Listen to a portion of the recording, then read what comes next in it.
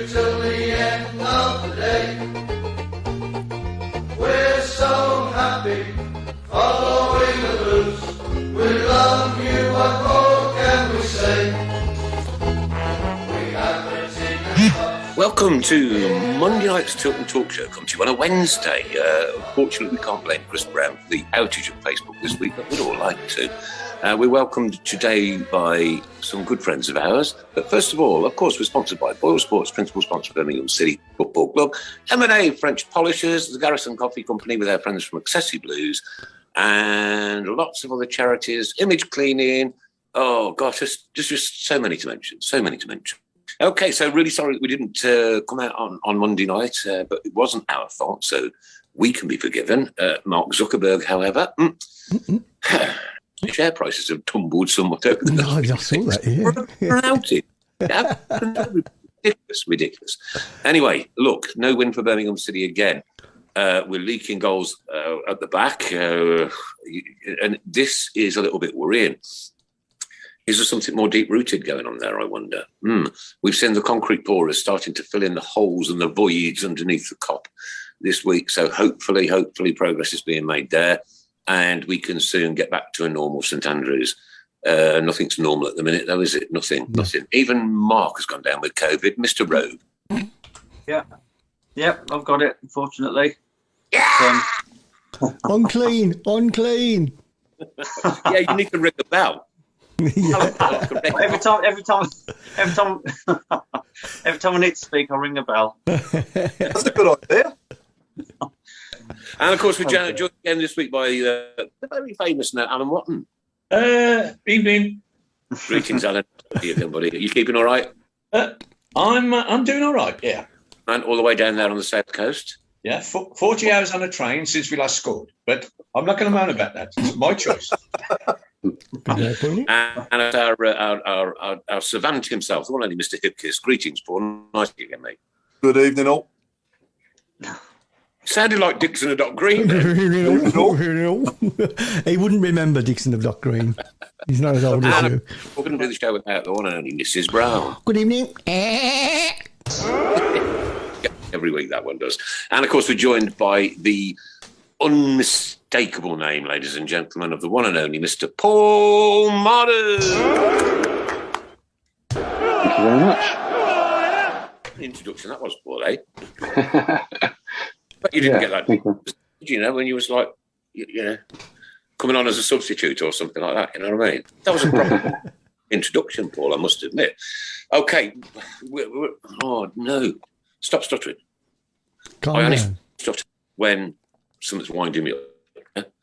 And what is going on at our football club? We started off so bright, so good, so strong against Stoke, against Derby. And we just seem to be capitulating. What is happening? Paul, any ideas? I think for me, the two most important things in the game are scoring and keeping it out the other end. And at the moment, we're just struggling to do both. I think it is a bit of a, just a rocky spell. I still believe in the squad and the manager. I think that they can turn it round and go on a good.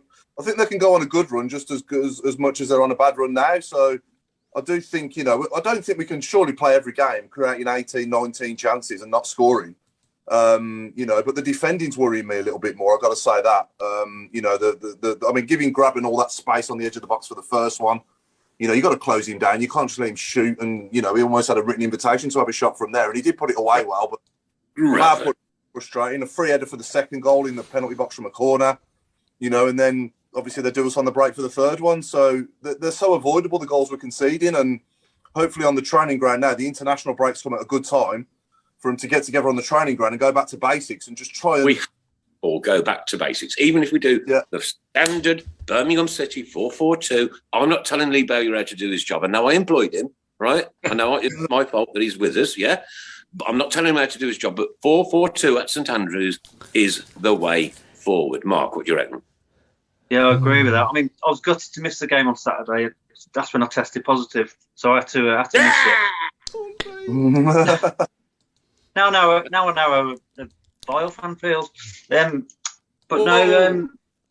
I've read on social media and all that about maybe Bowie's been found out, he's reached his level, he's never done much, but what a load of rubbish. I don't blame the manager one bit. Still got faith in him.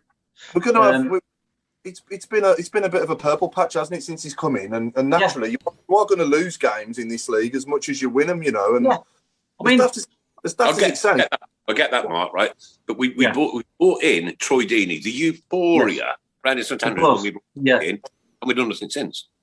No. I know. I mean, again, this is what capitulates all the rumours about, Troy split the dressing room and all the rest of the utter rubbish that's been coming out. Everyone was jumping up and down with excitement when he first signed, and that game against Derby, the buzz you could feel when he was warming up. So I just don't get some of the stuff that's come out, some of the utter rubbish.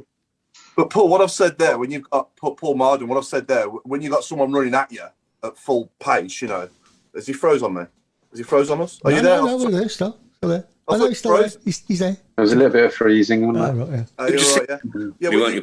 When you've got someone running at you, you don't just sit back, do you, and let them shoot, from the edge of the box. You've got to close them down, and close the ball down and sort of narrow the angle for them, if it's as such. Yeah. I think he's froze. He's froze. Nope, he's back. He might have lost sound, I don't know. Let's try and get Paul Mardon back to the show soon. Perhaps he's nervous. I'm here. Oh, right, have I gone? Yeah, I'm here. Yeah. You're nervous, Paul. I just said about.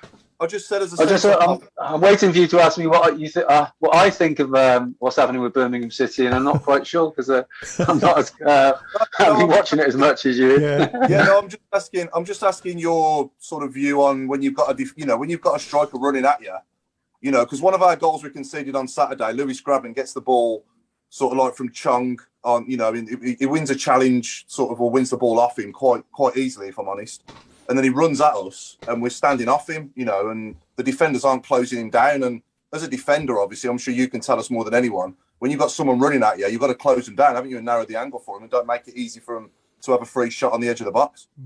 Well, definitely, it's all about stopping a cross or stopping a shot, isn't it? But if they're that far out, sometimes you would let them have a shot if you think they go on, have a go from there, and the keeper save it. And but yeah, you don't want to be holding back and giving them a better opportunity shot at goal. But to be honest, I haven't seen the clip of the goal, so maybe I should have done, but I haven't, so I can't really criticise or give any advice, particularly on that one. But yeah, you want to be showing them one side or the other, or showing them into wherever defenders are, or on his weak foot. But it sounds like he was given too much time, and he's put it away well.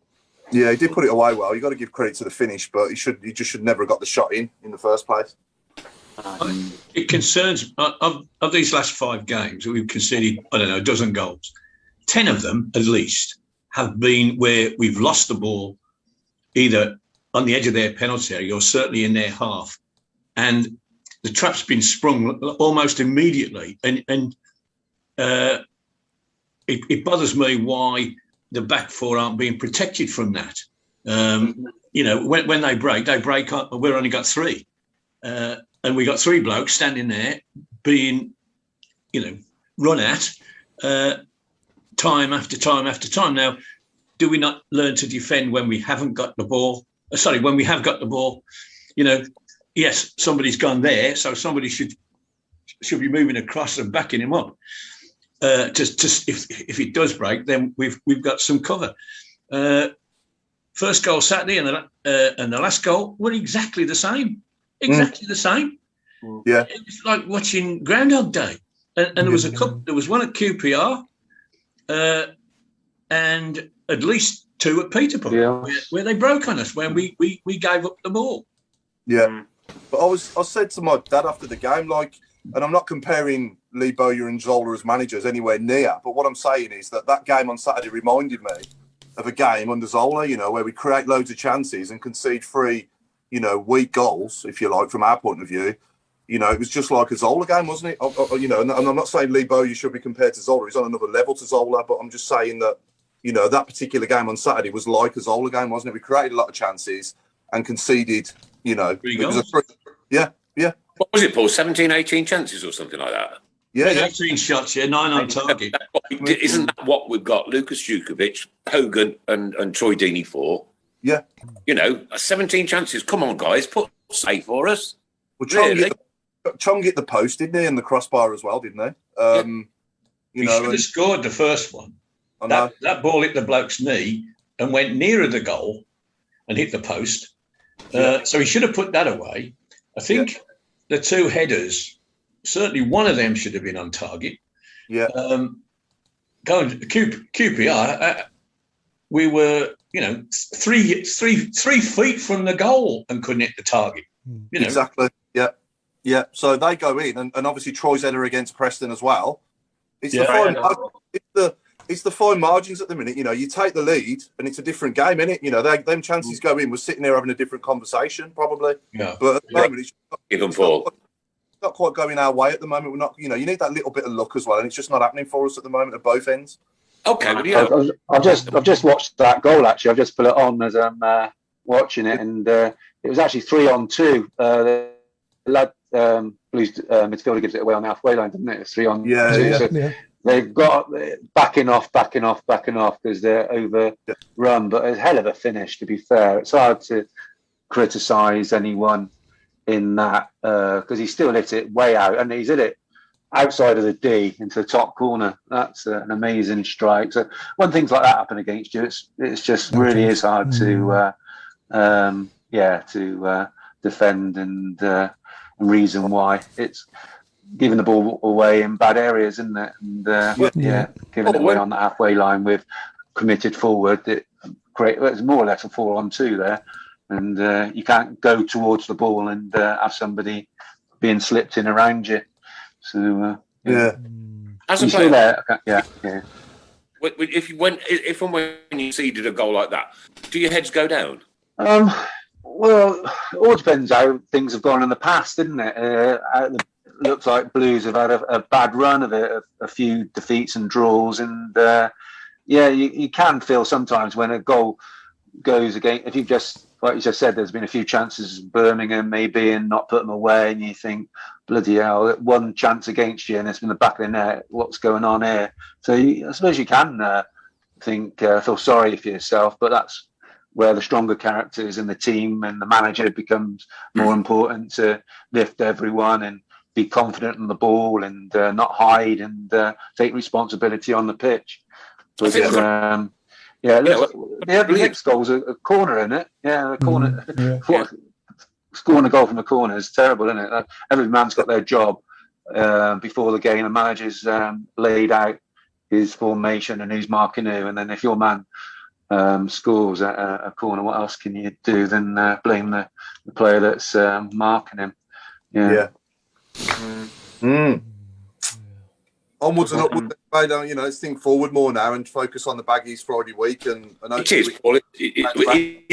International break time now. Time to regroup, right? Yeah.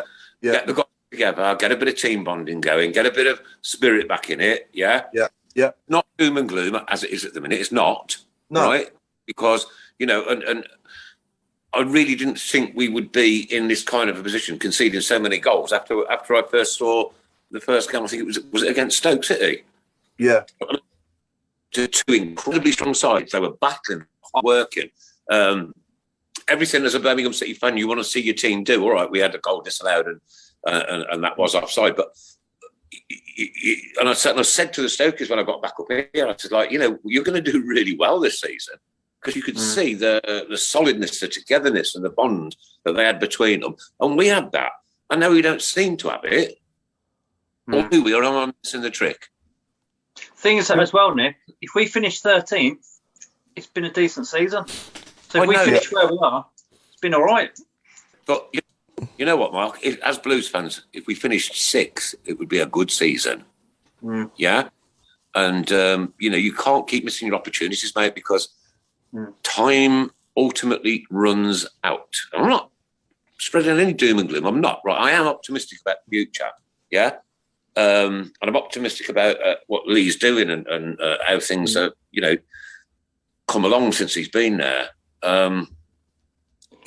Is it just a run of bad luck? Just to run of bad games. And I'll go with you. All right, I'll go with you. Thanks, mate. You've cheered me up no end now, kid. I believe that they can turn it round. I believe they can turn it round. I think if we can get Sanchez back in the squad, back involved again, he's an important player when it comes to creativity for me, and he scores the odd goal as well. So we get him back involved. I think Riley McGree might be involved a bit more, who can make things happen. Maybe Everidge back in goal. I mean, I think Sarkic has done anything wrong, but maybe the defenders, he's a little bit more...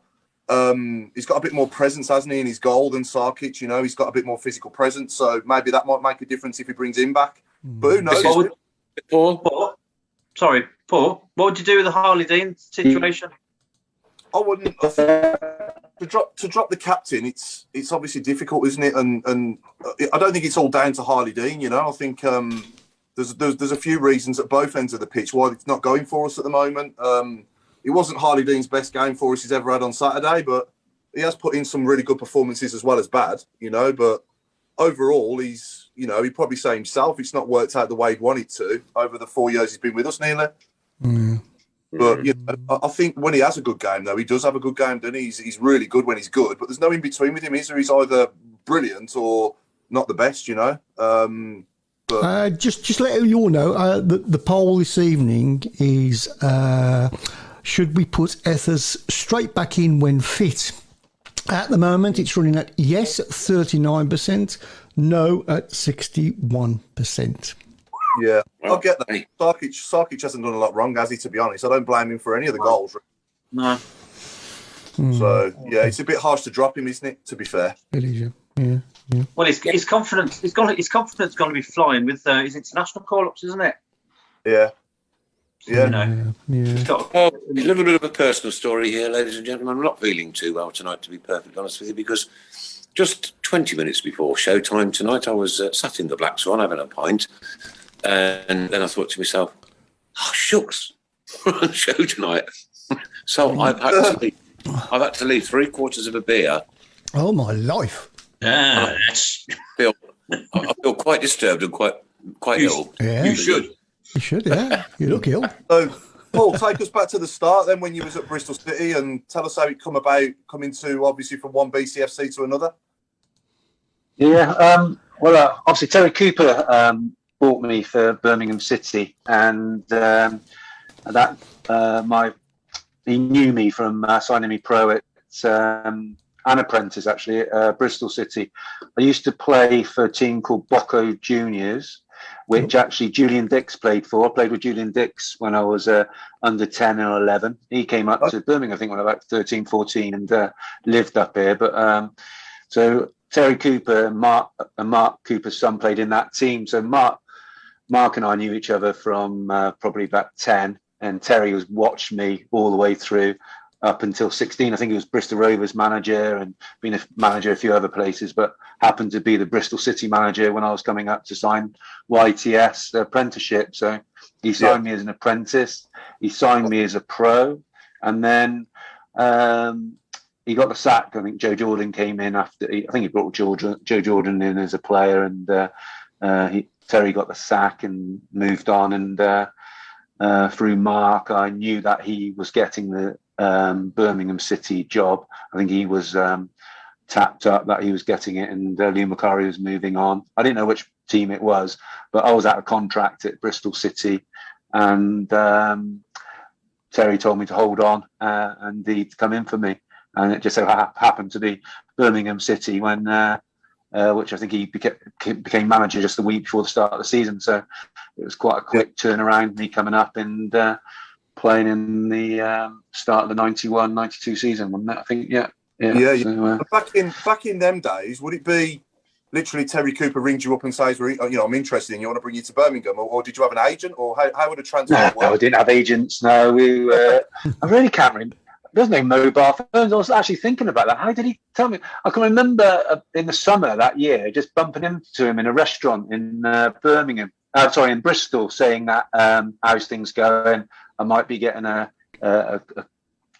job. So I think he more or less jokingly said, "Don't sign the contract." But remember, it was before the Bosman, so you didn't just leave after your contract finished. The club held all your registration. So even though I was out of contract, I was still registered as a Bristol City player and would be until somebody else bought me or they agreed a tribunal fee. And that's what Birmingham City did. Terry signed me on. They couldn't agree a fee and it went to a tribunal. So a few weeks later, I think, I played a few games by the time I went to tribunal. There's no agent or anything. It was just, I think I was so pleased to follow Terry up because he was the one that signed me as an apprentice, signed me as a pro, gave me my debut, converted me to a centre half because I was a centre forward up until my first year apprenticeship. So I owed a lot to him in those early years, and I was delighted to come up, and even more so with being such a big club as Birmingham. It was a great move for me, and I really enjoyed the time. Interesting. How does a tribunal process work from start to finish? Good question.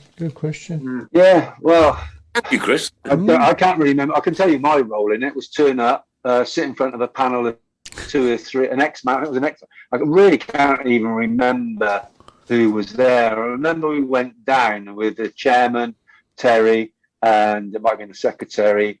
We went and watched Chelsea. We stayed in a hotel the night before, and I can remember going down and watching Chelsea play the night before we went to a hotel in central London. And I would love to remember who it was, but it was an ex-manager there on the panel, and they obviously they discussed between themselves how many games I'd played, what possibility of me progressing, I suppose. I really don't know how they come to a fee, but I think was it Kumar? I can't remember the chairman's it might have been first name, but Mr. Kumar. I think he was a bit. Ramesh. I think he was a little bit surprised when I think it was about over 100,000. I think they were expecting a lot less to pay, but it came to about 115,000, I think, and which is decent money for a player who I wasn't really playing all the time at Bristol City. I was in and out, and a young lad coming through.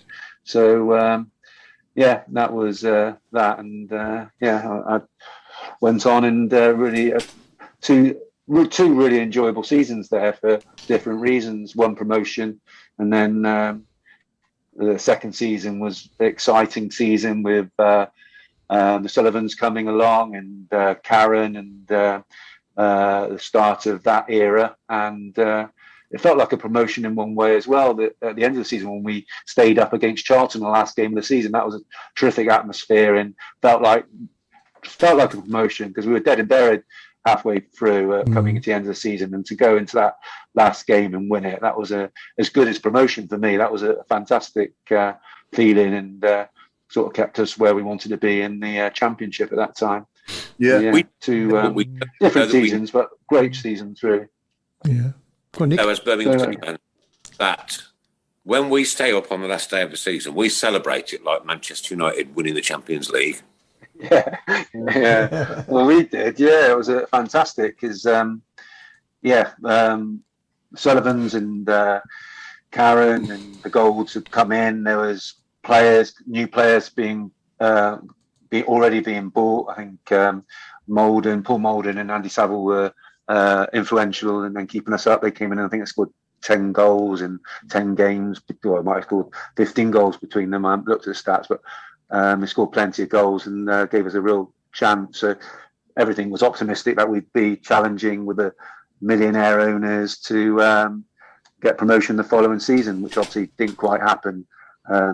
We got relegated. Actually, I'd left by then, but Birmingham got relegated the next season. And then Terry got the sack in November time, maybe, and Barry Fry came in. So I missed the Barry Fry era. I was just under Terry Cooper, but that was an interesting time as well, watching that from West Brom. The turn around of players. Got the legend himself joining us on Monday, Paul, as well on the show. He's coming to join us on Monday.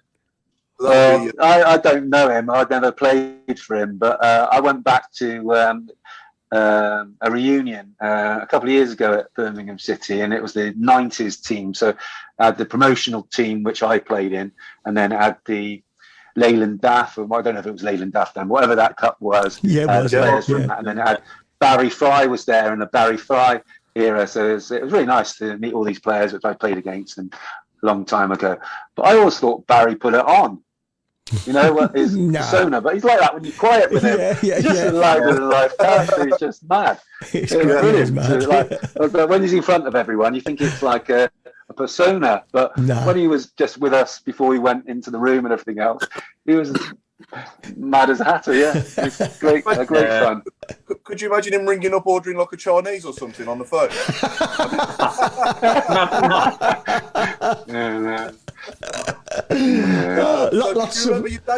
Can you remember your debut for us? And it tells me here as well, you scored 1 goal for us as well. Can you remember that 1 goal?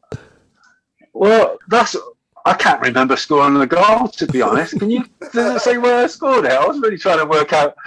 I really can't remember scoring a goal. Because I didn't score many goals in my career. I scored a couple for West Brom, and because with Terry, I never used to go out for corners or anything because I was quick. I was always the one that stayed on the halfway line for the counter attack or the break. Yeah. So I wasn't really involved in any set pieces or anything else. So that's why I can't remember scoring. So where does it say I scored? Because I noticed it said 1, and I'm going through the games. Where's that then? I can't remember scoring. I'd love to. I'd like to claim it. I can't remember it. You can have it. Can you remember your debut? Who was your debut against? Can you remember that? Well, only because I'm looking at it now. I can remember being really excited because I think it was Bury, and we won 3-2 by this. But it's what you say? It was like 30 years ago, didn't you say? Tonight was it 28 years since I played against Villa in the League Cup. So it's 30 years ago. But I can remember joining very. Say that again. Sorry, Nick. You say the V word, you get a £10. Oh, sorry.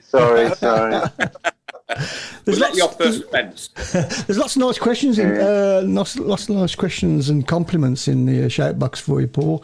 What a player Paul Mardon was, said Stephen Belshut. In fact, he was so good he said that twice. Paul Mardon kept the goal that kept us up.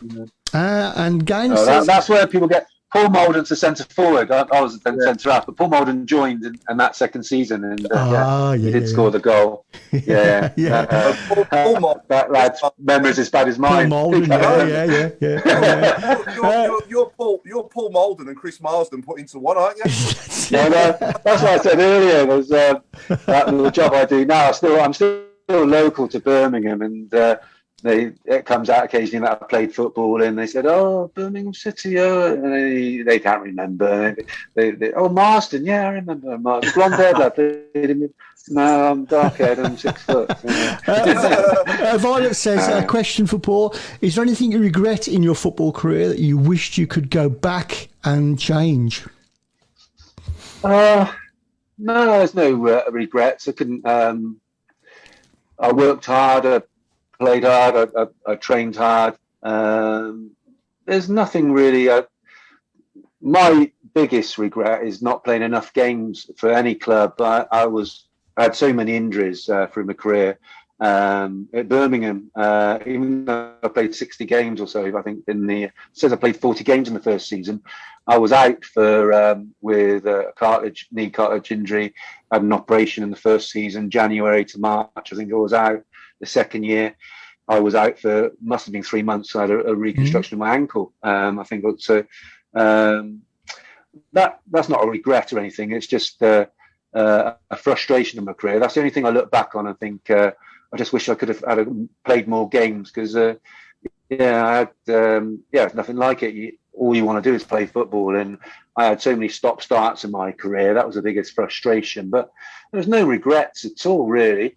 I loved my time at West Brom, and I went there and had 7 years there. But I wouldn't have wanted to leave Birmingham City. I was sort of it was a contract dispute. I ended my contract at 2 years at Birmingham. I did sign a 2-year contract, and had a little fallout with Terry over the contract, which doesn't need to go into. But he offered me. He offered me a contract, which was a very small increase, and I didn't sign it. I only went off on holiday, and when he was away, Karen Brady phoned me up and said, "Why haven't you signed your contract?" I said, "Well, just wasn't quite what I was looking for." And she said, "Well, what were you looking for?" And I said, "Well, on parity with everyone else, really, because all the players talked and knew what everybody else was on. I was way off because I came on next to nothing because I was a young lad coming up from Bristol City. I just wanted to play games. So that's no problem, Paul. Come in tomorrow. We'll get it signed up for you." So I was so excited. Came in, signed up. So this is thinking about it now, this is probably one of the biggest regrets in football, is that when Terry came back from holiday, he told me that he said I went behind his back and got a contract with Karen. I said, "That's ridiculous, Terry. She phoned me up. I assumed you'd talked and gone through it, and we sort of fell out there. And I was sold, and he brought in Chris White, and more or less said I wasn't going to play any more games for him. So I was forced out really more than wanted to leave. So I had 2 great seasons. I played some of the best football in the first year at Birmingham. Yeah. I was getting confident and strong and having a good run of games, and people are talking about me as a decent player. And I would have signed for 10 years. I was really enjoying the football. But that was probably one of the regrets there, especially with Terry passing on so recently, that we sort of had a fallout. Well, on his side, nothing to do with me, that he thought I went behind his back, which I never did, and he told me I'd never play for the club again, and blah, blah, blah. And it was a bit of a regret, that, really, and a sour way to finish such a... I sort of thought of him as a second father, really, because he looked after me so well, bringing me up, and just had that sort of fallout there. So that's one of the regrets, I would say, really. Did you speak to him after that, Paul? No, I didn't. No, it was not very. It was quite a bitter finish, really. He felt like I'd got. Strangely enough, I really to this day I can't understand why he took it so personally. That I'd signed a contract. He wanted me to sign because he offered me a contract. I'd signed the contract. I'm happy, and he didn't. I think I played. Yeah, he signed Chris White. And I played a chart in the first game of the 3rd season. Had a decent game. I think I played alongside Dryden. Yeah, had a decent game. And next game I wasn't playing involved. So, and then I obviously left in November time, I think. So, so that was one regret. But question: do you think, right? And I'm not accusing anybody here. Do you think Karen Brady set you up? No, not at all. She had every. She wasn't that good a midfielder. Right, we had a. Yeah, no, she. No. I think she just wanted to do the right. I just didn't realise they hadn't spoken. It was a strange one, really. And for Terry to get upset really was a strange one as well. Didn't make any sense in my head. A player, he wants me to sign. Bearing in mind, he was trying to sell me to Birmingham City during that season for £1 million, and I'd gone up there and trained with them and did my ankle ligament in, and then had regrets because I'd signed for him. It was a very, very strange time. But anyway, that was one of the things that soured the end of Birmingham City for me, but not with Birmingham City, with Terry, because Terry was, like I said, I've known him since I was 9 or 10. So that was, Sorry, Paul, a few of our viewers are asking as well. Did you go to Liverpool with Mark Cooper for a trial while she was at Blues? Did that happen? Oh, yeah. Yeah, that was, Terry obviously knew Graham Souness was the manager of Liverpool at the time. And I think Terry had a good relationship through Middlesbrough, or one team. He knew him quite well. And Terry had sold, when he was Exeter manager, he'd sold Chris Vinicum, a left back, to Rangers when Souness was at Rangers. And I remember seeing it because I was at Bristol at the time, and Chris Vinicum was a decent left back, young lad. And they sent him up to Rangers to train for a few days with a view to sign. I can always remember it was a strange situation, but I think Terry says, well, have a look at him, have him up there and take a look at him. So I knew that had happened before. So in that first season, I joined when we got promotion. Had a great start season. It's January, no talk of Liverpool or anything else. But playing Stoke away, I heard that Souness was in the stadium watching the game. And unfortunately, I got injured in that game. I did my cartilage in my knee. and that was against Stoke away, and I think it was in early January, and I was out for 6 weeks, 8 weeks with that.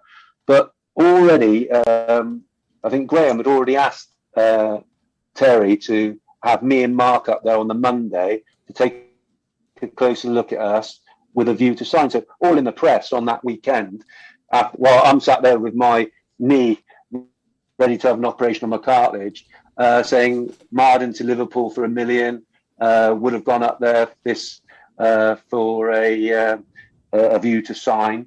So it never happened then, and I never thought. I got back playing and got played. In the next game I played was against Stoke at home, but that was the game that they had nearly a riot on the pitch. And anyway, that was by the by.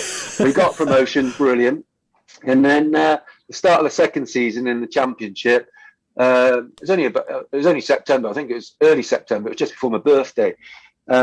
Played at Portsmouth away, and I'd injured my ankle the midweek game, and I wouldn't know if I was going to be fit or not. And Terry put me sub, and I had a strapping on my ankle, and I came on the last 15, 20 minutes at Portsmouth, and on the way back in the bus, he pulled me to the back of the bus and said, Liverpool want you up there again on Monday. All the best. Hopefully it will work out for you, and hopefully I won't see you again. Basically, it was like, go up there, and as long as you don't let yourself down, there's a move there for you. So I went up there, got into the all excited. I'd met Gary Ablett actually on holiday that summer. He was playing for Everton, and I'd kept in contact with him. And he met me up at the motorway. I phoned him up and said, "Can't believe it, Liverpool's coming in for me," because he'd knew that they had done the previous year. And he said, "Oh, come and stay with us. Well, come and I'll meet you at the motorway, and I'll take you to the hotel." And settled me in. And Bruce Grobbelaar was at the hotel, and I sat there with him at the bar. And I thought, what is going on here? This is like amazing experience. And I'm really going to sign for Liverpool. So I go into the dressing room the next morning. Jamie Redknapp meets me on all these name dropping here. Like amazing looking back at it. Yeah, meets me at Anfield, takes me in, takes me in and introduces me to a few of the players.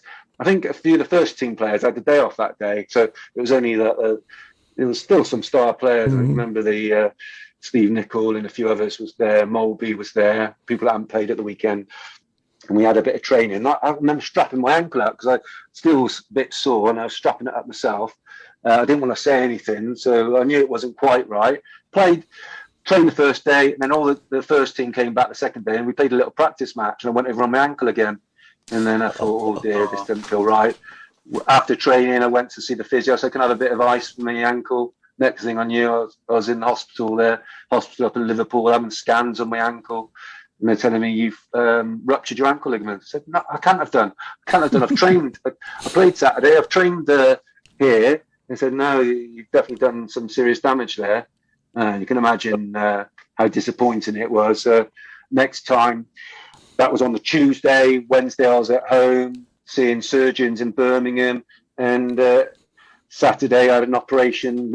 I totally severed my ankle ligaments on the inside of my left ankle. So, that didn't come off. And they were desperate for a centre-half. I don't know if I would have made it at Liverpool, but I've got many games, or it would have been an amazing experience to sign for them. But they signed Torben Picnic instead of me. I remember I was sat at home in my cast looking at Midweek Sports Special, and they were introducing their new centre-half signing, Torben Picnic. And I think it's Norwegian or Danish. And he had a nightmare, never played a game. But so it was really, really close. It wasn't just a possibility. If I'd have gone up there and trained for a couple of days, I'd have been a Liverpool player. But I came back and. Go on, Paul. Yeah, think about the white suit you would have had as well, and been one of the Spice Boys, you know. I know, yeah, it would have been far off that era, yeah. It would have been a different life, that would have been, wouldn't it, up there? But I came back and I got back in the team for the back end of the season and was involved in that. Well, the Brady's came, didn't they? And that was an amazing time as well. Really, quite a unique time in football. Really, Karen coming in and the relationship, the friendship with Pesh Pesh was the best mate at the time. Can you believe I never even knew they started seeing each other. It was that secretive. He was the best mate at the time. I didn't know what was going on. Was he your best mate? Was he, Paul? Because that was my next question. Actually, someone asked who was your best friend at Blues. Was it Pesh? Yeah, well, Mark Cooper, I knew obviously from a kid, and we bought houses in Solihull right opposite each other. So, and then Jason Beckford and a few others lived on the estate, Scott Hiley and a few others. But Pesh was a good friend there as well. Yeah, he obviously moved off to other clubs and ended up at West Brom with me, and I went to their wedding and things. So I don't see him anymore. He only lived up the road for the last 5 or 6 years. I didn't see him. So he moves in different circles to me now. Yeah. Alan, what are your best memories from when Paul played? When you obviously, I'm guessing you were a regular back then as well. Yeah, I do remember the pace. Yeah, he was quick. He was quick defender. That was that's exactly what we need at the moment, to be honest. Funny. Pardon?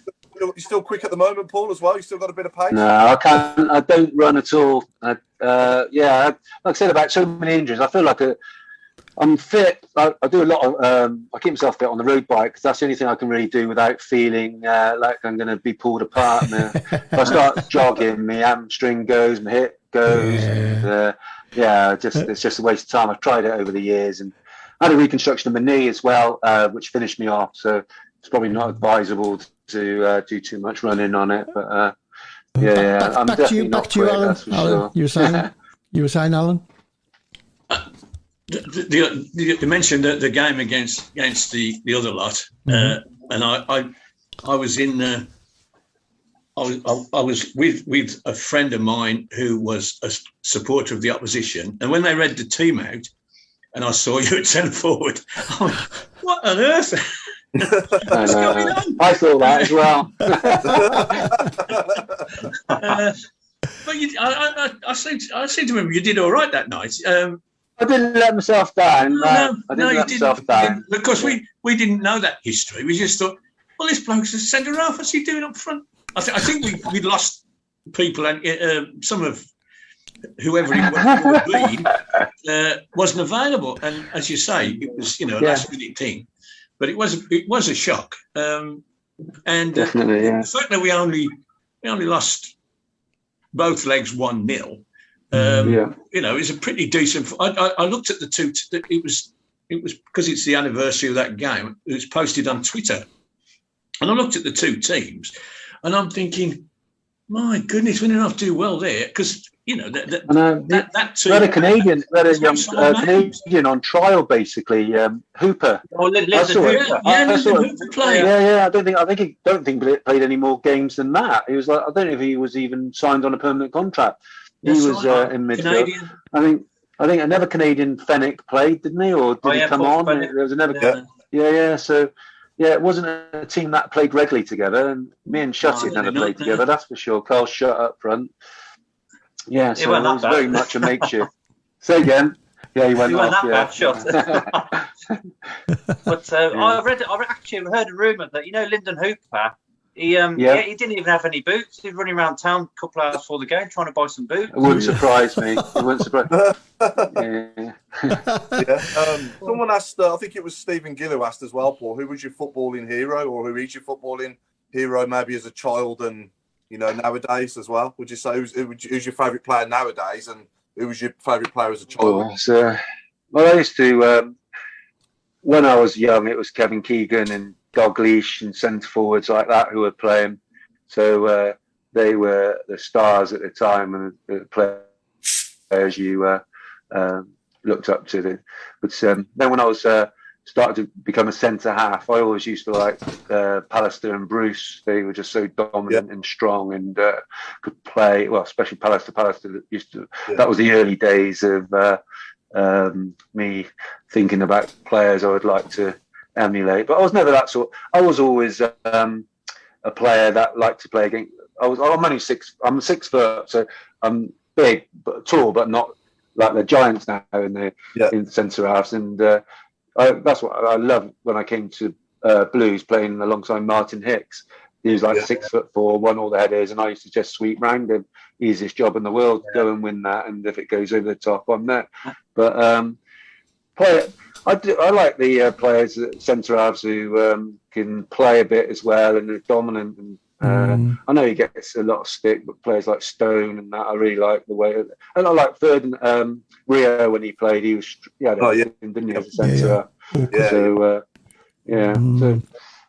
Just going back to I don't really watch that much football now at all. I've sort of there's so much of it all the time, and I've got 2 daughters and a wife who never let me watch it, and I have to spend the time in the other room all the time. So I like to spend a bit of time with them in the evenings. I get home. Just a general question to everybody. Really, it seems to be a running theme, really, in the shows that we've had recently. And Violet picked up on it that we seem to have a lot of players in recent years who have sort of been forced out.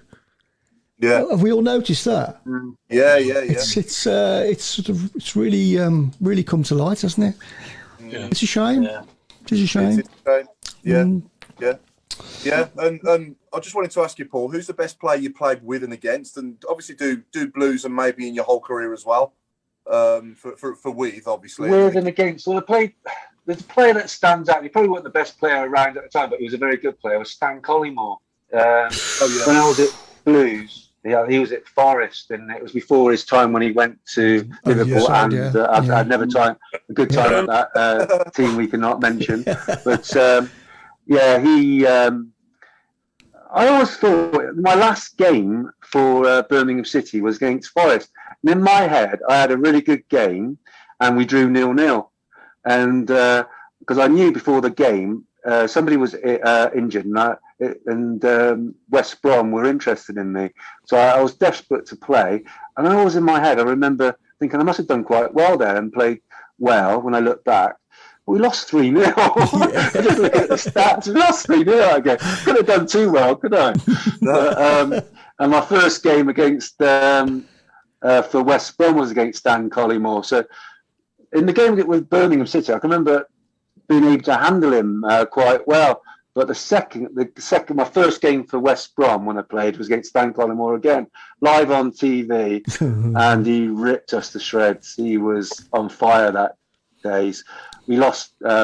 West Brom lost 2-0 to Forest, and he scored 2. And I think I was given the job to man-for-man mark him. That says a lot, doesn't it? He scored 2 man of the match. Mardon's debut. Yeah, one to forget. And who was the best player you played with at Blues, would you say? Played with at Blues. I thought Gleghorn was a great player, to be fair. He was 7 out of 10 even on his bad day, and most of the time he was higher than that, and 8 or 9, and scored plenty of goals, and good character as well. Nice bloke. So that was not really anyone. I'm trying to think now as I'm talking to. I don't think anybody really went on to have a career at the top level. We were all like championship, lower league players. Pesh did well. Pesh was a good player. I think Pesh scored plenty of goals for all the teams he played for, and he was a handful. So who else? Just trying to think. I'm just looking at some names here. Simon, did you play with John Gale's the one that scared me the most. He used to scare me in training. Johnny Gale. He was notorious, wasn't he? But there's and Ian Rogerton was a great player as well. He was really underrated. So in that season, Rogerton and Gleghorn was, I think, 2 of the stars of that promotion team. What I can remember. Can you remember that sort of era? Well, mind you, Paul, you're talking about players. I remember Martin Hicks had dog's abuse when he first signed, but Martin Hicks just turned it all around, and I think he got player of the season because you and Hicks here at the back were just fantastic. Yeah, I think Vince Overson was there this season before under Macari, and he was a big, strong centre half. And I think Lou Macari took him to Stoke, so they didn't. Me and Mark Martin were new signings. I don't know if Terry brought him in or he was already there, but he hadn't played the previous season anyway. So we certainly hit it off pretty quick. And Frozen. Oh. yeah, Frozen. That famous film. Is he coming back? Go on, put another 2 bob in it. yeah, I can remember really enjoying the time playing there. Sorry, Paul, we lost you for a second then. And then you had Clarkey, He's gone again. Browne, really steady fullbacks even. My Wi-Fi's dropped. I just dropped off. Yeah, sorry. Wi-Fi's dropped. Yeah. 2 Okay. seconds. We'll come back to you, Paul, in a second. Nick? We'll get back. We'll get him back. Yeah, go on, Nick. I'm back. He's yeah, back. I should be back. He's back. Yeah. Sorry about that.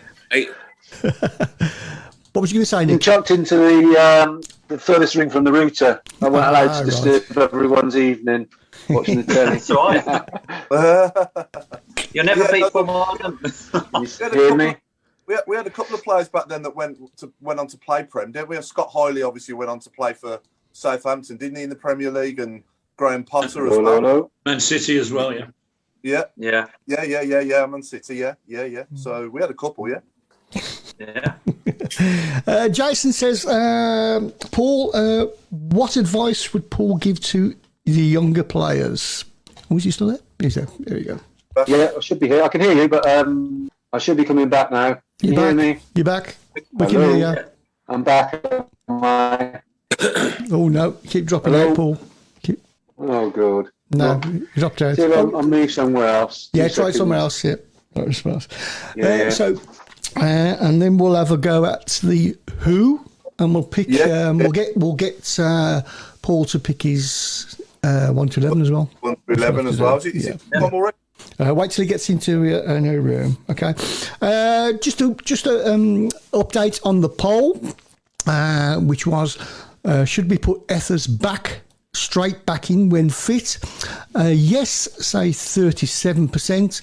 No, say 63%. So we can see where that's going, can't we? Really? Yeah. Yeah, it's going to go. It's going to go. No. And I believe Paul's back. You're back.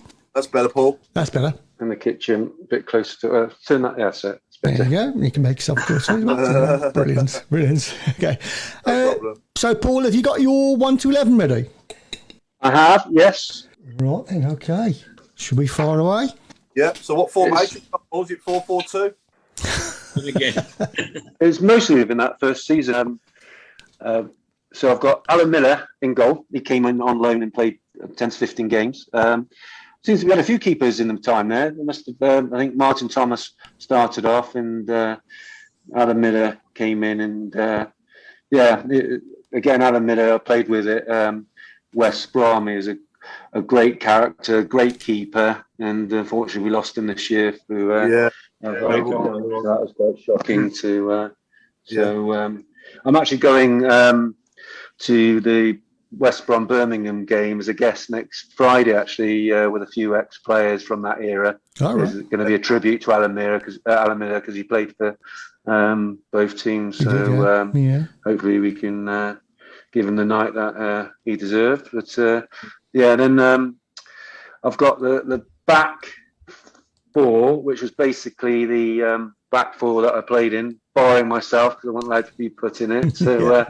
Another good player, and he played lots of games in the second season, and played plenty of games in that season. Trevor Matthewson and Martin Hicks as centre halves, and then I put Clarkey and Johnny Frayne on as the full backs. So steady players. And then do you want me to go through it, or are you going to make any comments? Yeah, no, go through. Yeah, no, Frayne, Yeah. I was just going to say John Frayne was a good left back, wasn't he? Very good player. Yeah. Great left foot, yeah. Yeah. And then got in the midfield. I've got Rogerton, Paul Tate. Although he didn't play many games, I think he had his knee injury in the season before I came, so he was in and out and trying to get himself fit. But I think he played more games in the second season I was there. And you probably don't even remember him, but this guy I did rate as a player was Dave Rennie. He played for Bristol City, and he had a hell of a strike on him and a great header. Yeah. And he was a nice, he was a very good player for that standard of football there. And that's my two midfielders, and then Nigel Glegor on the left wing. And then up front, I could have put Simon Sturridge was a good little player in that promotion season, and obviously Pesh was in there as well. But I thought they made such a big influence in the second season. When they came in, I've put Andy Saville and Paul Mardon up front because they kept us up basically in that second season. Them coming in and scoring those goals, we needed a regular goal scorers, and they got them to keep us up in that first championship season back. So that's my team. So there wasn't that many players in that first year. It's quite a tight squad. So and then Barry Fry came along. Yeah, and then Barry Fry came along. It was 97 players. Revolving door. Captain Paul, who would be captain in that 11? Captain Glegorn, I think. I think he was you don't normally have a winger as a captain, but he was the most maturest and influential in that team, I think, at that time. And you lead by example sometimes, and he certainly did that year. I can remember. What stands out for me as well was we got promotion with 3 games to go, I think, and we were all excited and celebrating. And I was probably one as worse as anyone else. He was on the last game. I can't remember if we lost or drew, and we went up as second place. And I was disappointed, but I wasn't distraught. I can remember Glegorn being absolutely distraught in the dressing room afterwards. We got promoted, but we didn't get the championship. And now I really regret that. That was like the mentality we should all have had. That we should have wanted to have that history and being the champions, and it was well within our grasp. But I was just delighted. I can remember just being delighted. I thought, "Well, you could be so upset here. We just got promoted." And we started the season we'd have been happy with. Everybody would never expected to get promoted, and we've done it. And so that all sticks in my mind. That he was a real pro as well. Always. Having someone like that who really wanted to push players and that. So a good captain just for that reason. Gary Manda wants to know, what was it like to play? What was Terry Cooper like to play for? He was a great manager as a man manager. He wasn't overly tactical. He wasn't a guy to put really intense training sessions, and he had his pattern of play with his fullbacks, getting it wide, getting crosses in, just very simple. Everybody knew their jobs, but it was simple football really, and he was a very charismatic man and got the best out of players, and funny character and a nice man. But how I found out as well, what I found out later on, a very hard man, and once he thought you crossed him, that was you finished really. But he was. Few people mentioned that. I can't knock him. He was a fantastic guy. It was a great player, and did really well at that level that he was manager. I think he got promotions at Exeter, Bristol City, Birmingham, and he certainly turned Birmingham around with limited resources as well. Managed it through limited resources, and got promotion within that framework. Really, did a great job. Paul, what was the camaraderie like between the lads back then as well? Was there banter going on and any funny stories? Yeah, we were all there was no stars, there was no egos. We were all really happy to be professional footballers. There was no egos or everything, and I think that's when you get a successful team, when you're all at the same level, you all want the same thing. And most of the lads lived around Solihull as well, so there was good social going on as well. Clarkey, Tatey, Pesh, myself, Mark Cooper. There was a good little Darren Rowbottom there. They were all good characters, and it was a great time. It was a really good time to look back on, and there was. I couldn't say I disliked any of them. even though you Yeah. might like me to tell a story. Yeah. Any funny stories or pranks? No, not anything you can tell us about. Not really. No, I'm not a great storyteller on that sort of thing. I wouldn't try and. No, there's not a. No, we had a really a great season that first season. I can remember it just being one of the most exciting times of my life. Really, coming from Bristol City, not being a regular there, coming to Birmingham. The crowds, the passion of the supporters there, being very much part of that first season of promotion. And we had some good nights out. We had some good victories. I had some ups and some lows with it there, but there's no real comedy. No. Yeah. What's true? I can just remember stories of. We got promoted and we never had a training ground. I think we were at Wast Hills training at University Ground. Yeah. We were training at Tudor Grange, changing. There's no problem what we were doing, but when you look back, changing with all the regulars in the who were there to use the track or the just using the facilities there, swimming baths. And we were just all getting changed in our kit and running around the track and going through the middle. We just trained anywhere. It was like times have it was changed. a completely different world. Yeah. Paul, did you keep any mementos from your days of Blues? Any souvenirs or anything? No, that was my biggest regret from my career. Really, I've got one thing I did take. I asked for it. I didn't nick it out. In the offices, there was a line drawing. Some artist had drawn a couple of players, and I asked. I think the Kumars were still in charge. There might have been an administration. I thought I might have been lost in administration. I said, do you mind if I take that? And they gave it to me, this pencil drawing. So that's the only... I don't think I've got... I don't even think I've got a shirt, to be honest. And probably if I asked my mum and dad, they've probably got every program that I was ever in and whatever else. But I never even kept a scrapbook, to be honest. It was...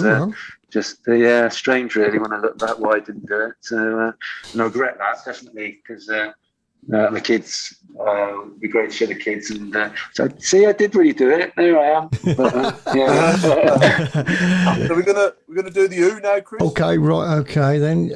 What we're gonna do now, Paul, is we're gonna play a clip for 15 seconds of players speaking that has been in the same squads as yourself at Blues. Around the same sort of time, and we want to see if you know who it is. And if you think you know, just tell us the first letter of his surname, please, because we want to see if our viewers... Okay. Yeah? Okay. Right then. Okay, give us a couple of seconds to set this up. All right, okay. Here we go. That wasn't him. Yeah, I mean, we've trained very hard and everyone's raring to go, so... it's upon us in a couple of days' time, so we're really looking forward to it. And of course, there's been a long period of time without any games for the players. How have you sort of coped with that as a coach?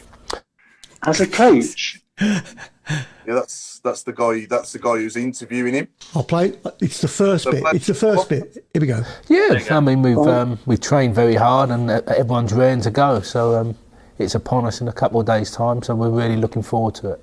And of course, there's been a long period of time. Any ideas? Anybody? I'll have a go at P. I can only think it sounds a bit of a Londoner, but I'll put P as the surname. Yeah. Ooh. Correct. Ooh. Yeah. I wonder if anybody else knows that one then. Okay. Get that now. Should do. I'll play it one more time for our listeners and viewers. Yeah, I mean, we've trained very hard and everyone's raring to go, so it's upon us in a couple of days' time, so we're really looking forward to it. And of course, there's been a long period without. I thought that was quite hard. Yeah, no, not many of our guests get them, you know. So you're. Adam's there got. might be another player I'm thinking of with a P, and then that's a surname. As long as you don't say Pesky Salido, obviously. Yeah. It wasn't a Canadian voice. It might be his accent now. He lives in London, doesn't he? So, I think Graham's got it. Paul, I think Graham's got it. Can you see that? Yes, indeed. Yeah, well done, Graham. Yeah, well, the answer is. Tell us, Paul. Tell us who it is. Is it George Paris? It is indeed. Certainly was. Yeah, good player, wasn't he? He was. Yeah, he came in the third season, didn't he? Came from West Ham, I think. Yeah, so that's when I left early on that season, but yeah, he was a steady player, that's for sure. Yeah. I think he's one of 4 people we signed that day. I think, wasn't it Savile, Smith, Mardon, and Paris? Well, they all signed in the second season, were they? I thought, Did he play in the final few games then? Yeah. I just remember the photo shoot with Karen Brady. Yeah, I think you're right. Yeah. I forgot George. He signed about 4 on the same day. Yeah. I forgot Dave Smith came in that time. I knew he was playing in the third season, start of the third season. But yeah. And who was so he must have played. Sorry. Sorry, Paul. I was just going to ask you, who was your actual club you supported growing up as well? Who was your club? Like? I was a Bristol City supporter. Yeah, I was, and I ended up. Yeah, it was great to be able to play for my hometown club. Yeah, but you're either City or Rovers, like you would be up here, Birmingham, and I happened to play for the right one in Bristol. So yeah, good stuff. Yeah.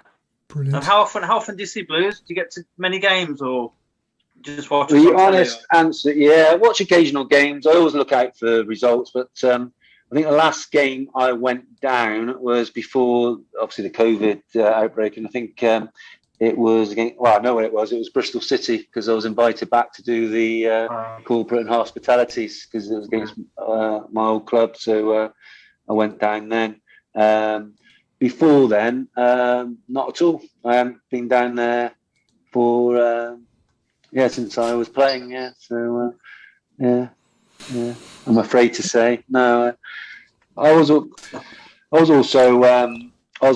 just got involved in work and everything else, and it was a strange thing to say when people who think, well, how can you just not go to a football match again? You played it all your life. You were a football supporter as a kid. You played it.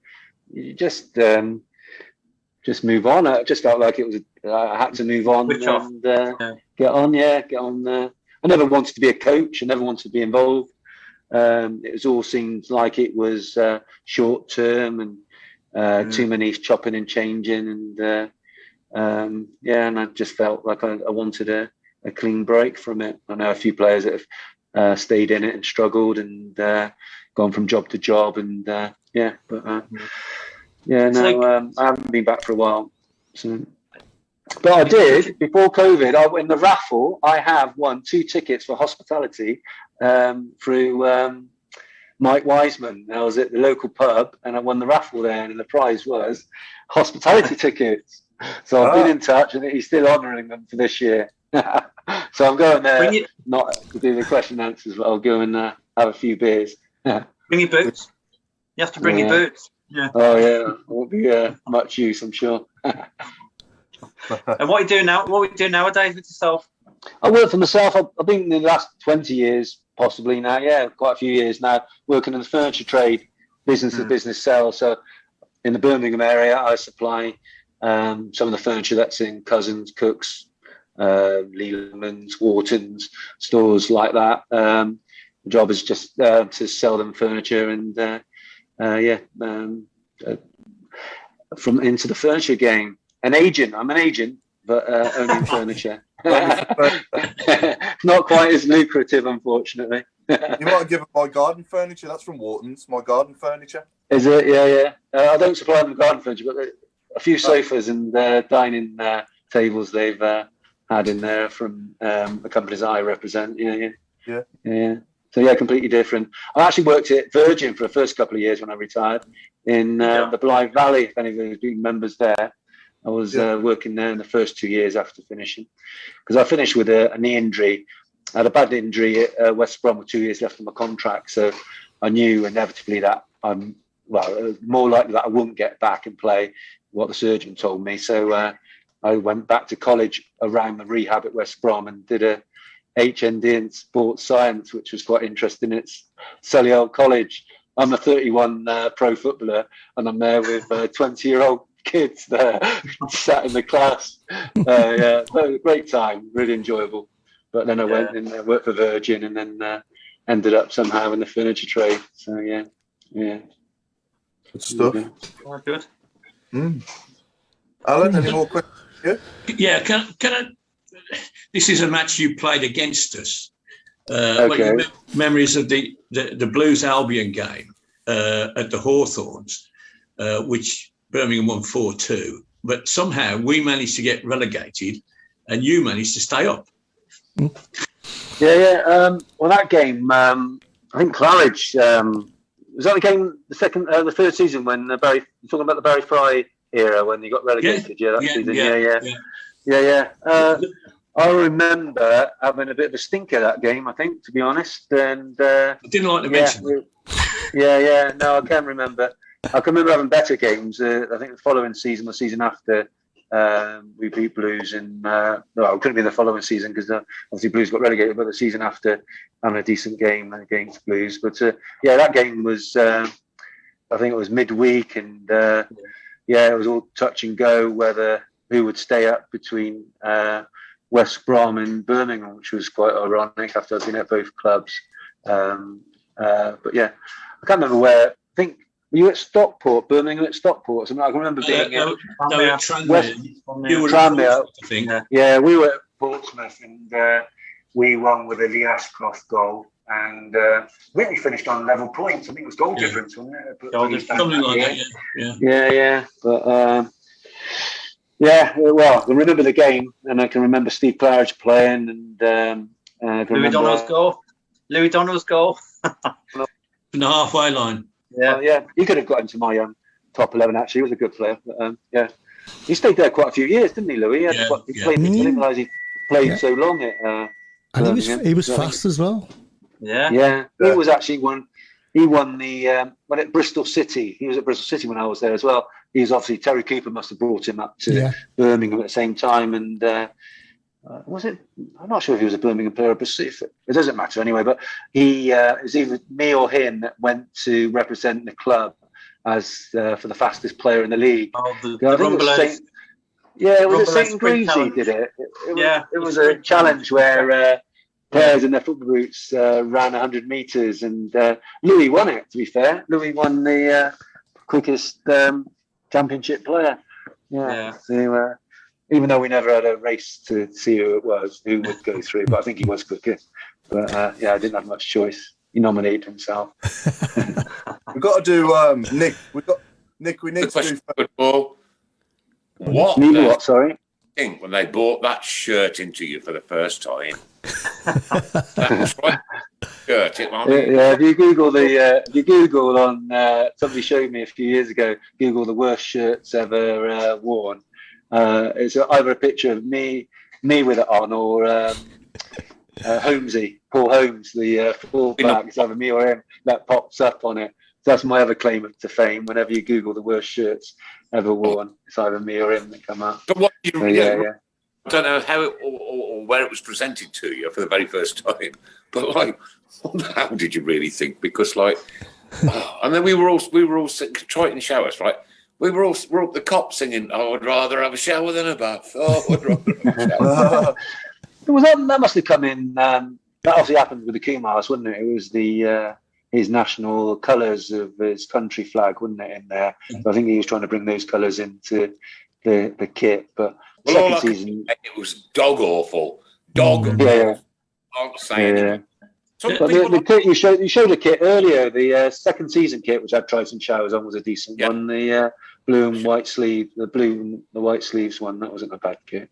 There's a lot of replicas I've been doing the rounds, and drinks coasters and scarves I see, and all sorts of different things nowadays that are being sold that are like a replica of that kit back then. To To be honest, I can't remember thinking it was hideous at the time, so I didn't really pay too much attention. I was just happy to put the shirts on, not worry what it looked like too much. But now I look back on it, I can see why everybody had a problem with it. But at the time, I'd have put any shirt. And we had a yellow one at West Brom, where Alan Buckley was trying to think we were Brazil, I think. Considering that back then, but you know what? When you guys walked out with those shirt, I thought, oh my god! Do you not have one yourself? Then you didn't buy one. You didn't buy the one to wear to the game. That was the 1 year you missed out on, was it? I did. I had one. Did you? I've got like a replica of it now. Right. As well. Ladies and gentlemen, boys and girls, into the last 15 minutes of the show we go, and we have been practicing this all day long, ladies and gentlemen, and we've come up with some amazingly simple answers. The last 15 minutes of the show is always to do with word association, as you know, anything to do with football tonight and electricity. And I'm going to start you off because somebody will do this shortly with, I don't know whether it was the winner this afternoon, and I can't judge that because it was my suggestion. Hotter chocolate. Shock a lot. Yeah, it was clever. Okay, yeah. That was clever. Come on then, boys. You've got one each. We've got one each. That's my one. Okay. What about? I was thinking of the Brian Fuse. Fusey. Brian Fuse. Yeah, okay, I get that one. Fuse, yes, very clever. This is word association, Paul, if you're wondering what on earth. Yeah, I'm trying to think. Yeah, just you're not coming to me. As a guest, I don't have to say anything. I've got one. Kwame Ampadu. Oh, very clever. Yeah. I missed that, Alan. What was that? Kwame Ampadu. Like it. Where did you pluck that one from, kid? Come on, Paul, what's your one? Say plug it or pluck it. I'm just going to be boring and say Mark Bright. Yeah, that's boring. all right. Yeah, boring. Chris, what's your? I haven't got one, sorry. You haven't got one? No, I'm busy. Max Power. You're having a wee in the book. Max Power, somebody's just said. Sparky Hughes. Sparky. This is good. Ladies and gentlemen, I have no access again until Christmas and to another computer, which is my 60th birthday this year. 60. I'll be 60 years old this Christmas Day. I've never told anybody that before. Crikey, I think it's a lot older than that. For a few things, I want a new iPad so that I can put it in front of the old phone here while I'm doing the show, and a registration plate at K888, who used to be our sponsor. Sorry, Bugger Sports. PRO. And if I don't get them, there's going to be trouble in this house. There will be trouble in this house. Now, I'm having a big party on the 18th, and I'll be sending some invitations out to some wonderful people very shortly. But it's going to be up here, right? And you know what? Being born on Christmas Day, I've never had a party. Never. As a child, growing up in the 60s, you weren't allowed out. So I'm having a 60th batch this year, ladies and gentlemen. We might record it live. You're very welcome to come, Alan. Thank you. All right. If it clashes with the home game, I'll be there. Now it's right, £25 a ticket. But three parts of the club will be shut because there's no concrete underneath it. Paul, who was the funniest player at Blues at that time? Who would you say was the funniest around the dressing room and training ground and stuff? Dan Rowbottom was a bit of a character when he came in. He was always cracking jokes and taking the mickey. And the butt of the jokes was always Dryo, Richard Dryden. He was... Didn't you call him Wordsworth? Yeah, he was a West Country lad, wasn't he? So he used to get his words muddled up, and I think we were going to. He had to meet at the airport, and he was like, "Oh, what time we got to be at the plane station?" That's what I remember. He couldn't get the airport. Plane station. I like that one. So that always sticks in my mind, and you always come out with classics like that, getting the words muddled round and ran the wrong way and stuff. Yeah. Browne, can you please keep your eye on the shout box and just read as many of these out? Yeah. Here's a good one for you, Nick. Electric Van Nistelrooy. Oh, like that one. Eon Dublin. Oh. Grant Bolt. Marky Sparky Hughes.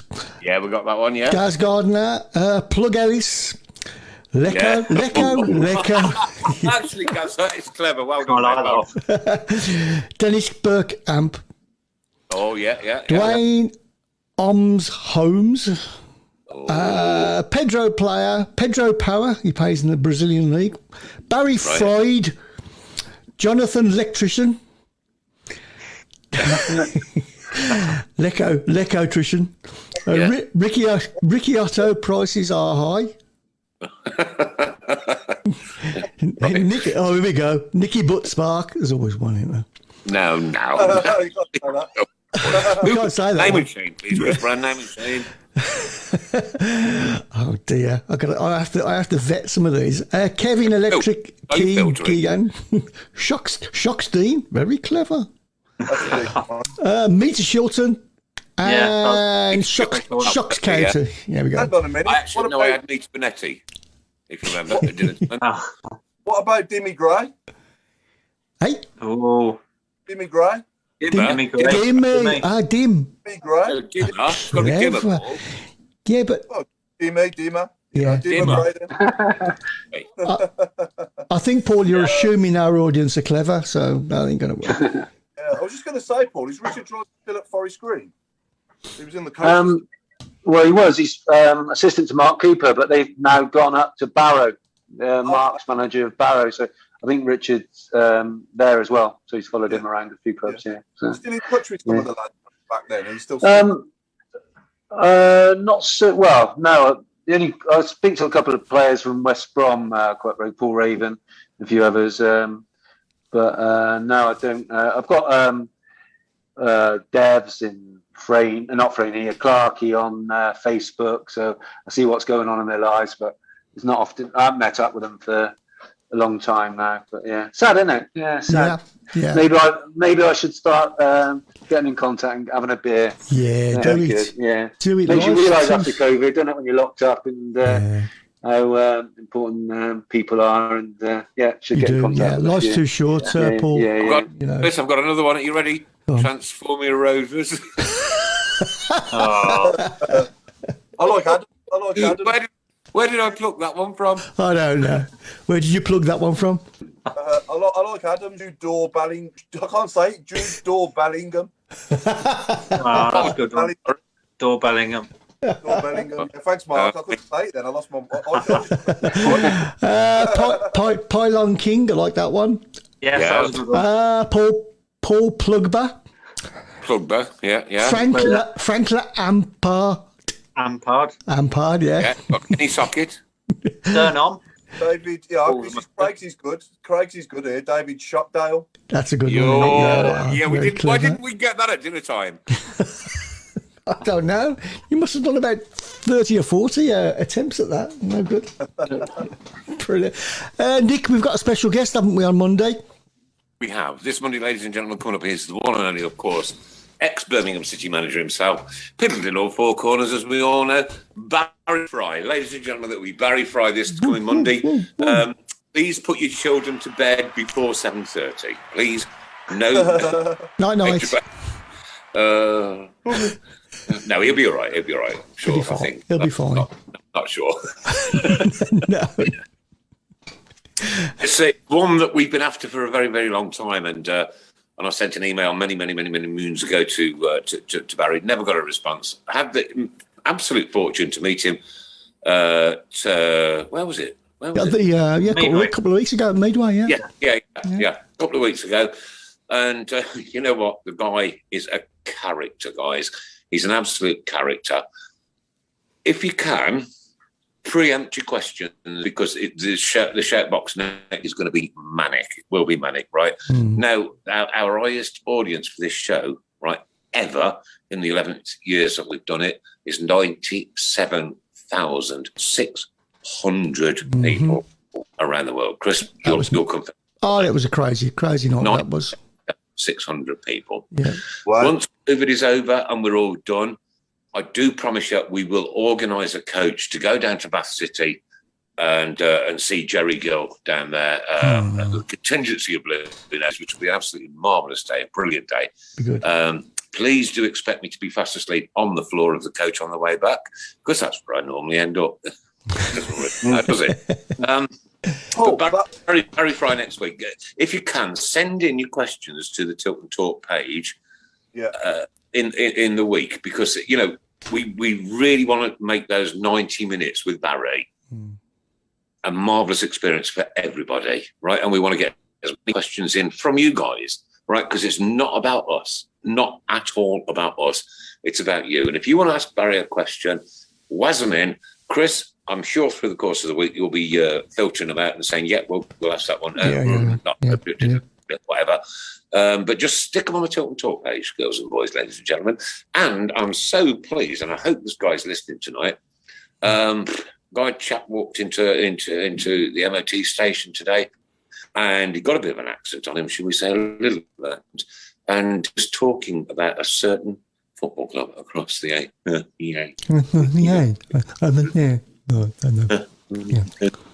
never heard of him.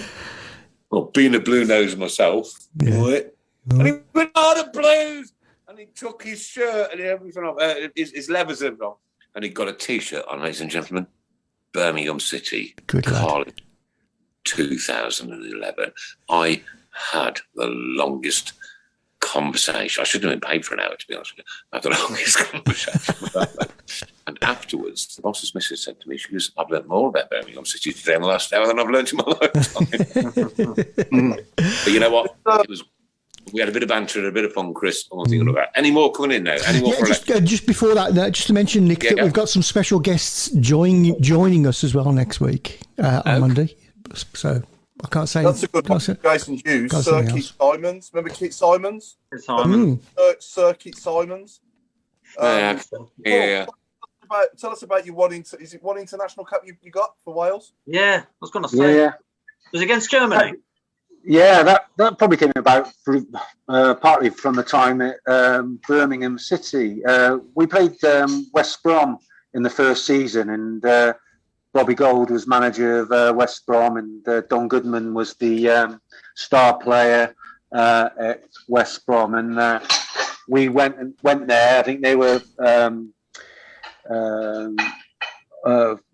We were the underdogs there going there, and they went on their patch. We won 1-0, and I sort of had a great game up to Don Goodman out the game. And it was a great experience there. And Kevin Drinkle came, I think it was on loan for us and scored the goal. It was a great event. But I had a really good game there, one of the better ones I had that year.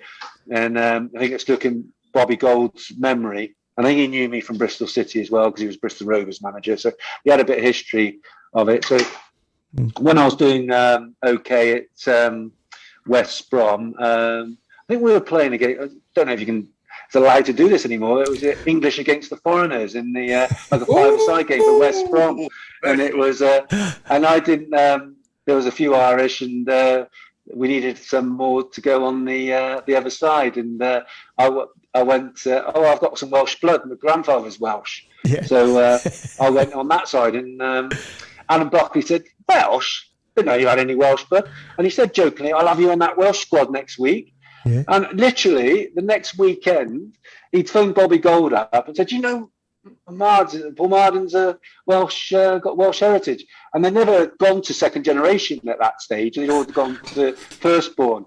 So the next weekend, I was called in down to the German Euro 96 squad. I went down there with a view to just training with them. I think Bobby must have phoned me up or sent me a letter saying, "You're not officially in the squad," because I think it was already announced. "Come down and train in the build-up to it." So I went down on the Saturday. A few players pulled out with injury. I think somebody else went down ill on the Monday. Next thing I knew, I was on the bench against Germany. I didn't know that and story. Ended up getting on the pitch. So, and I would have got a few more caps because I was in a few squads. I was subbed twice against Italy. I was going to fly out to Albania and got pulled out because I had a broken hand. I played against Derby with a broken hand in a soft cast, and they wouldn't let me fly. And everybody was pulling out. It was only a friendly against Albania. I would have played there as well. But yeah, it was a great experience. Well, time has beaten us, I'm afraid. Drank in America, Belgium, Ireland, Sweden, Spain, New York, Menorca, Ibiza, Cyprus, Turkey. I've drank in Egypt. 32 different countries I've drank in. That's not quite like playing football, ladies and gents, is it really? But you know what? That's my game. It's been an absolute pleasure tonight, ladies and gents, to be with you. Sad to do it on a Wednesday rather than a Monday, but you know what? Mark Zuckerberg, you're answerable, not us this time round. Paul Hipkiss, thank you very much for being with us tonight. Pleasure as always. Keep right on. Rogue, thank you for being with us tonight.